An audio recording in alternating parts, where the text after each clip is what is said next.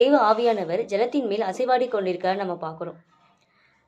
இப்படி அசைவாடி கொண்ட தேவன் இந்த பூமியானது வெறுமையா இருக்கிறத பார்த்து, இந்த பூமியில வானம், பூமி, சூரியன், சந்திரன், நட்சத்திரம், மரம், செடி, பறவை, விலங்குகள் இப்படி எல்லாவற்றையும் என்ன பண்ணனா சிருஷ்டிக்கிறாரு. இதெல்லாம் சிருஷ்டித்த தேவன் இவைகளெல்லாம் ஆண்டு கொள்ளணும், பாதுகாத்து கொள்ளணுன்றதுக்காக அவருடைய சாயலாக ஒரு மனுஷனை உருவாக்குறாரு. அந்த மனிதனின் பெயர் தான் ஆதாம். இந்த ஆதாம் என்ற மனிதனுக்கு ஒரு துணையா இருக்கணுன்றதுக்காக இந்த ஆதாமோட விலா எலும்பை எடுத்து ஒரு மனுஷியை உருவாக்குறாரு.